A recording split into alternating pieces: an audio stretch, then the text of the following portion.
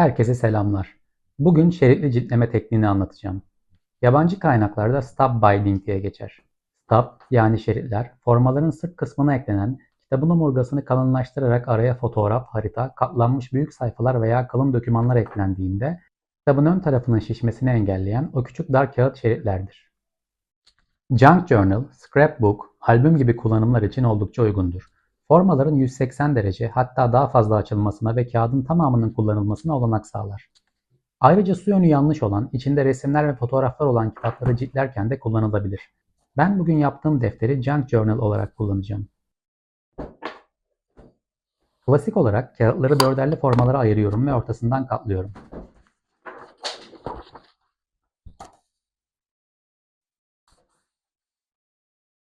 Daha sonra formalara dikeceğim şeritleri hazırlıyorum. Formalar akordeon şeklinde katladığım şeritlere dikilecek. Böylece yapıştırma, iç pay gibi bölümler sırttaki şeritlerde kalacak. Yani kağıdın tamamının kullanılmasına olanak sağlayacak. Normalde akordeon şeritler gramajı yüksek ve tamamen pamuktan üretilmiş kağıtlardan yapılır. Ben burada bu tekniği göstermek için 160 gram endüstriyel kağıtlar kullanıyorum. Şeritleri oluşturmak için kağıt üstüne 4 santimlik izler oluşturdum. Bu kılavuz izleri takip ederek kağıdı akordeon şeklinde birbiri üstüne katlıyorum. Kağıdın su yönünün katlama yönüne paralel olması burada önemli.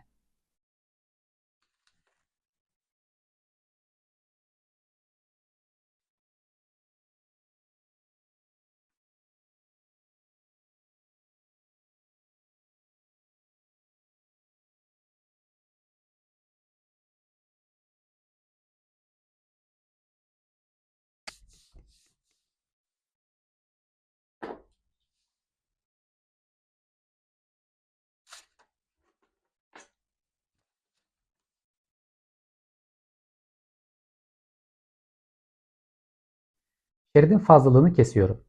Her şerit bir formaya dikilecek.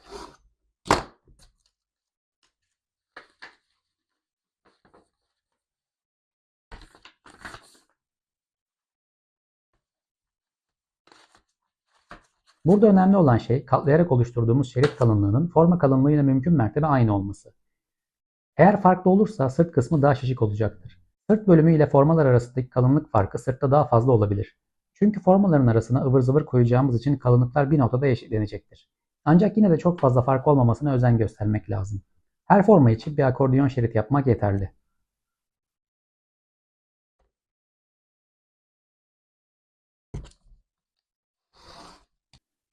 Formaları ve şeritleri delmek için bir şablon kesiyorum. Şablonun her iki kenarına da simetrik olacak şekilde 5 işaret koyuyorum. Şeritler ve formalar birbirine simetrik olduğu için şablonun her iki tarafının da işaretlenmesi önemli. Çünkü hem formaları hem şeritleri aynı şablonla deleceğiz. Şablonla formaları delmeye başlıyorum.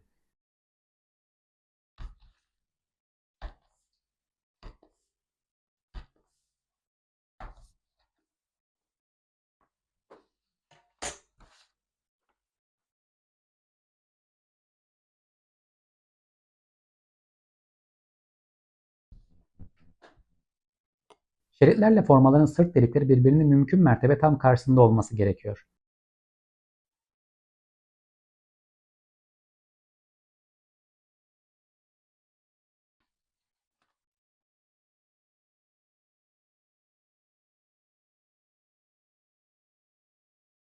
Aynı şablonla akordeon şeritleri de deliyorum.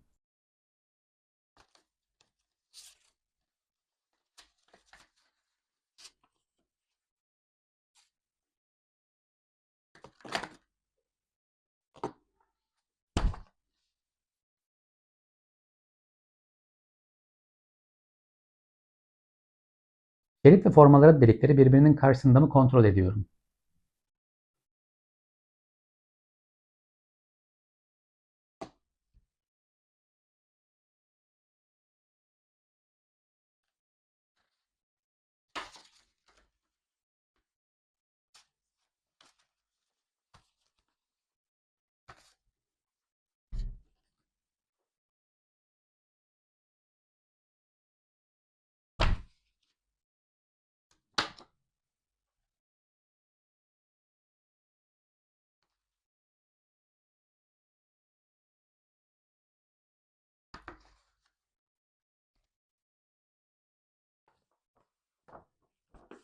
Şerit kısmından orta delikten formaya doğru iğneyi sokuyorum.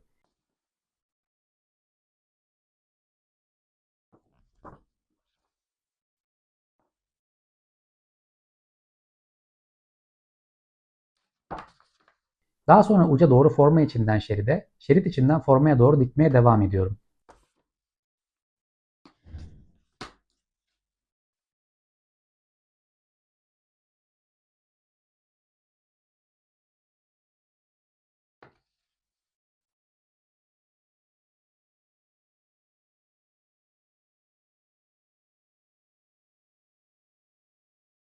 Son delikten forma içine tekrar giriyorum ve bu sefer geriye doğru aynı şekilde dikmeye devam ediyorum.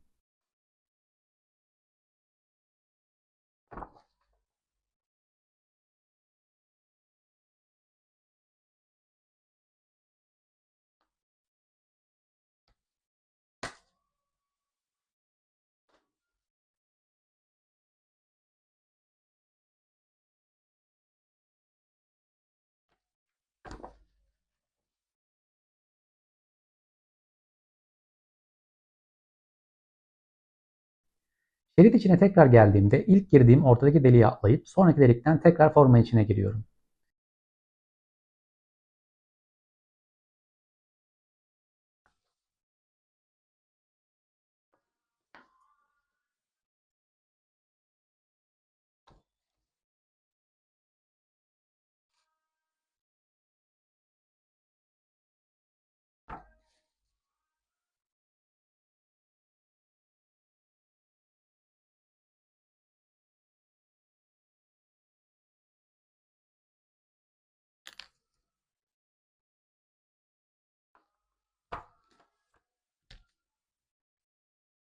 Yine geriye dönerek şerit içinden formaya, daha sonra orta delikten forma içinden şeride tekrar giriyorum.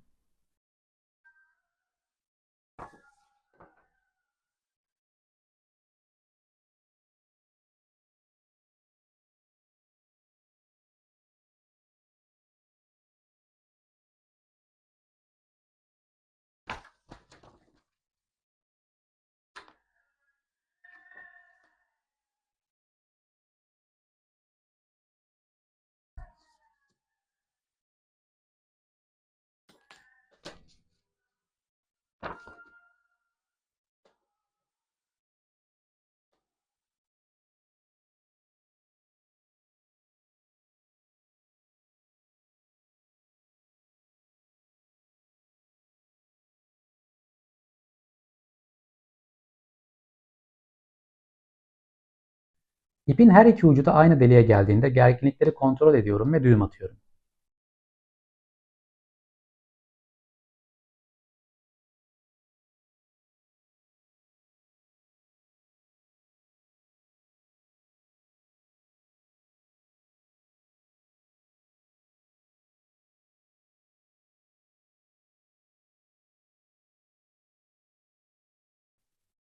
İlk dikiş tamamlandı. Bundan 10 tane daha yapacağım.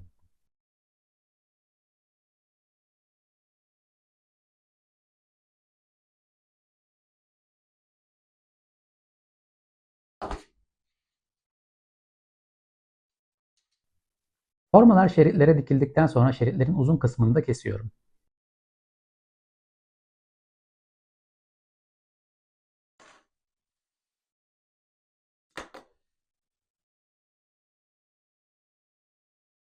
Diğer taraftan da şeritleri katlarken ortaya çıkan orantısızlıkları gidermek için 1 santim kesiyorum.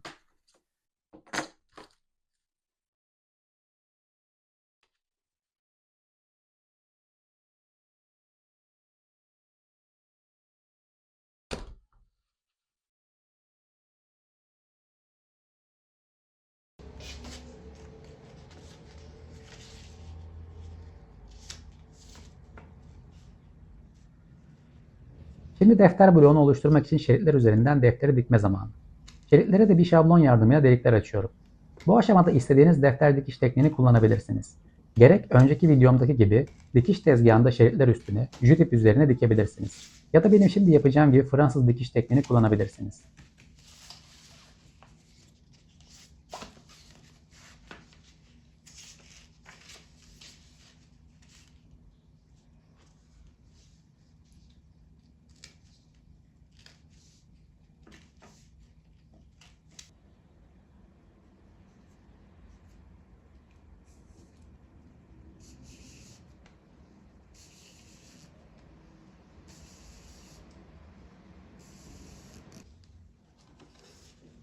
İpi bal mumundan geçirdikten sonra klasik Fransız dikişiyle defter bloklarını birbirine dikiyorum.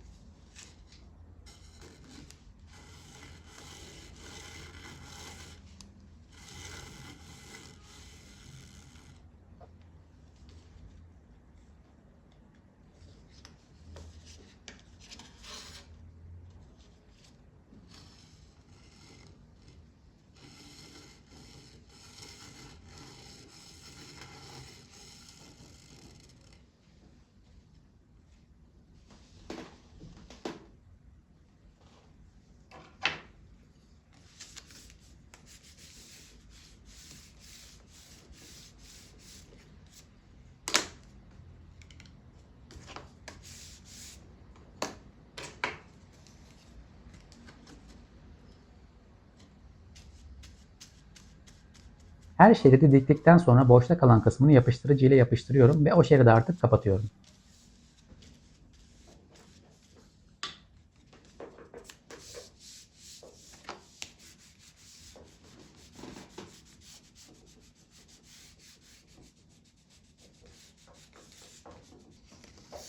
Sonraki formayı alıp Fransız dikişine devam ediyorum ve defter bloğunu yavaş yavaş oluşturuyorum.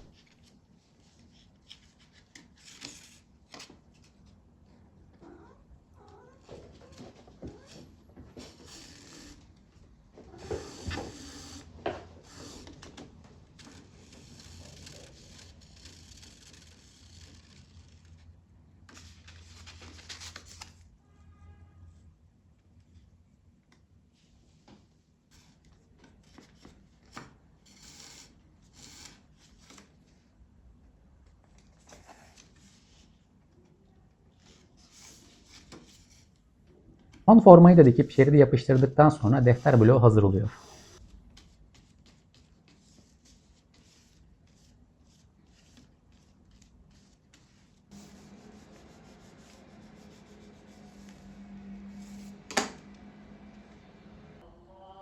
Defter bloğu bittikten sonra defterin üstüne mermer ağırlıklar koyup sırtı yapıştırıyorum.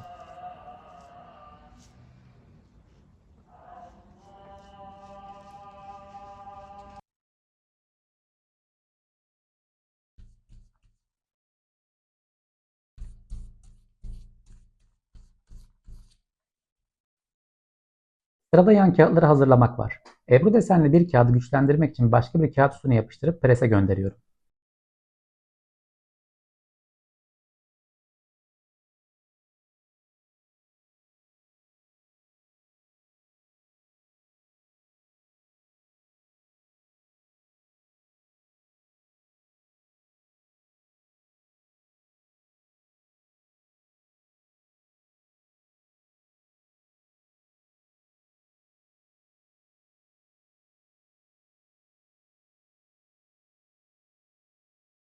Ebru kağıtları defter genişliğine yetişmediği için cilt bezinden bir menteşe yapıyorum. Ek uzunluğu menteşe sağlayacak.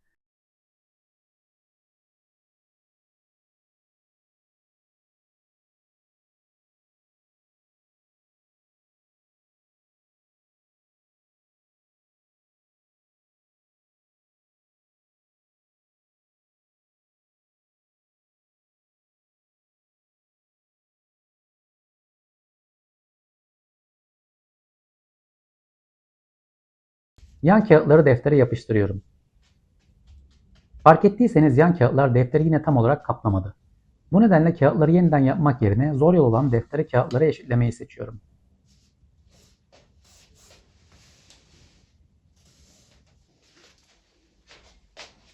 Fazlalık kısmı mengeneye sıkıştırıp ıskarpela ile kesiyorum. Üst ve alt kısımları ise giyotine götürüp kestirdim. Ancak sonuçtan pek memnun değilim. Kendi işini kendin yap demişler. Yine de buraya kadar geldiğim için devam edeceğim.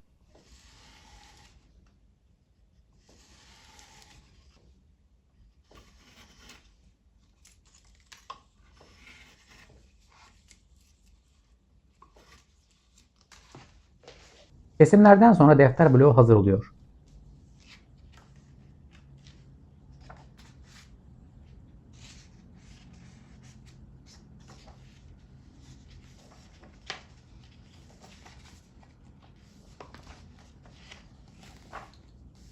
Görüldüğü üzere neredeyse 435 derece falan rahatlıkla açılıyor.